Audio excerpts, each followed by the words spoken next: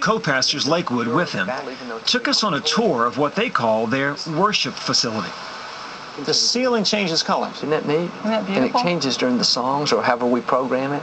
Really? Yeah. I mean, this is like Hollywood stuff. Now, do you call this A pulpit? We need to call it a podium. No? Pulpit is an old school kind of. Yeah, I would say podium. This does have a concert feel to it. It does. Does that distract from the message? I don't think so. I think it helps people be engaged. Engaged and generous. Osteen can afford all of this because of the money the church brings in. But he doesn't solicit contributions on television. Why don't you ask for money during your television broadcasts? We didn't want anything to distract people when they were watching to try to turn off the message.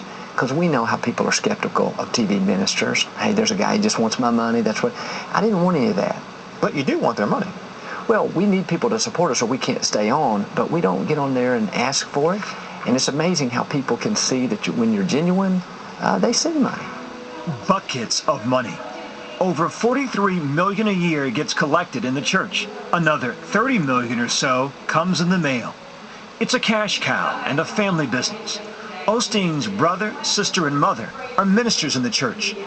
But the real money for Osteen comes from his book sales, which are repackaged versions of his sermons. His latest book, Become a Better You, for which he reportedly got a $13 million advance, goes on sale tomorrow. They read more like self-help than religion. In his new book, Osteen lays out 7 principles he believes will improve our lives. To become a better you, you must be positive towards yourself, develop better relationships, embrace the place where you are. Yeah. Not one mention of God in that, not one mention of Jesus Christ in that.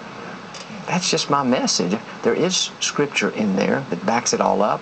But I feel like, Byron, I'm called to help people. How do we walk out the Christian life? How do we live it? And these are principles that can help you. I mean, if there's a lot better people qualified to say, here's a book that's going to explain the scriptures to you. I don't think that's my gifting. Good to see you. Wherever he goes, people tell Osteen that he helps them.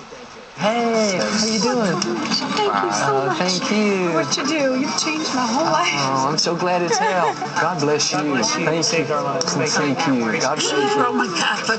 I'm Jewish. We listen every Sunday Well, night. thank you. Oh, my God. Thank you. Thank you. Thank you. But many theologians from mainstream churches find Osteen's message misleading and shallow. I think it's a cotton candy gospel. Reverend Michael Horton is a professor of theology at Westminster Seminary in Escondido, California. His core message is God is nice, you're nice, be nice. It's sort of if it were a form of music, I think it would be easy listening.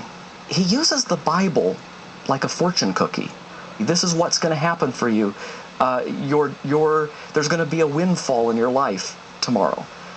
The Bible's not meant to be read that way. Reverend Horton believes Osteen tells only half the story of the Bible, focusing on the good news without talking about sin, suffering, and redemption. And Reverend Horton goes even further. He levels the harshest charge of all, calling the Osteen method of teaching heresy. It is certainly heresy, I believe, to say that God is our resource for getting our best life now. Because, well, it makes religion about us instead of about God.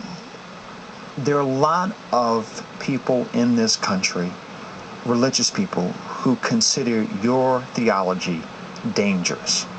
I don't know what can be so dangerous about giving people hope, causing people to have better relationships. I'm not leading them to some false god or something like that. Hear what some others have said about you. He's diluting and dumbing down the Christian message. Sometimes you have to keep it simple and not make it so complicated that people don't understand. But I know what I'm called to do is say, I want to help you learn how to forgive today. I want to help you to have the right thoughts today. Just simple things.